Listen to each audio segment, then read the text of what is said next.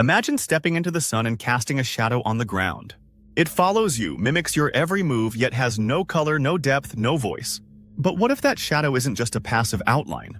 What if it's watching you? Sounds like a sci-fi horror setup, right? But let's play with the idea. What if your shadow were a conscious entity?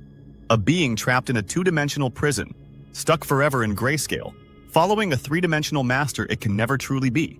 Let's get weird. In physics, we live in a three-dimensional world: height, width, depth. But string theory and theoretical physics suggest there could be many more dimensions, some folded, some invisible to us. A shadow, in a way, is a 2D representation of your 3D self. It has length and width, but no depth. It has form, but no substance. It's like the flatland version of you. Now, imagine if beings lived in 2D. They would perceive the world completely differently.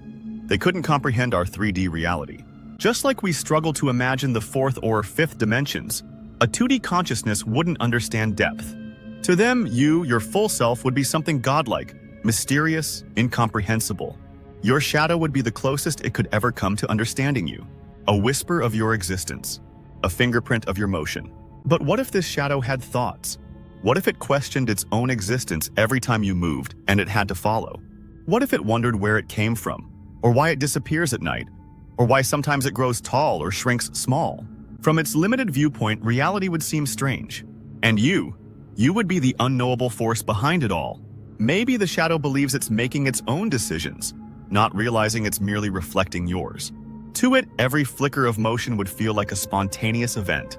Every step you take might feel like divine intervention. Imagine a world where every change in direction, every transformation in size, is interpreted as an act of destiny.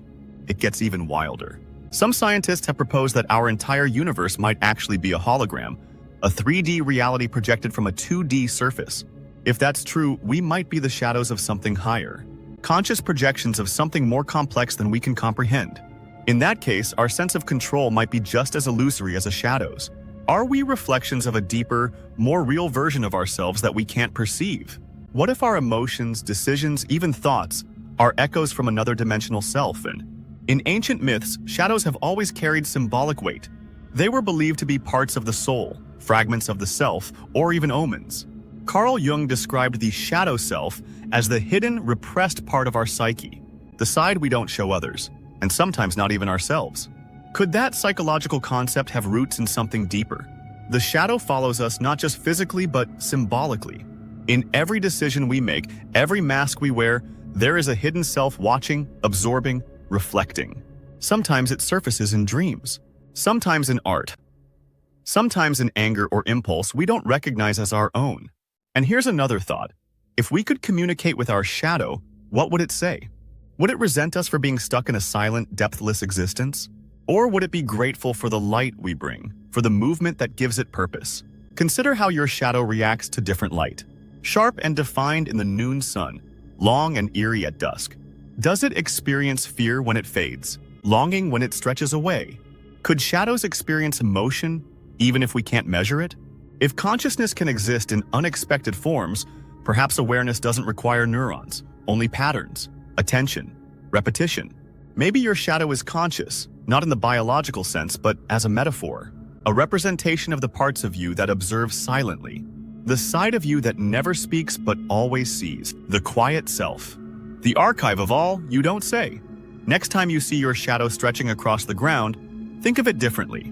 Not as a simple silhouette, but as a flat ambassador from a world just out of reach, a dimension removed, a silent twin, bound to your presence. What stories would it tell if it had a voice? Would it whisper your secrets or reveal truths you've long forgotten? It may be silent, it may be flat, but it is always there.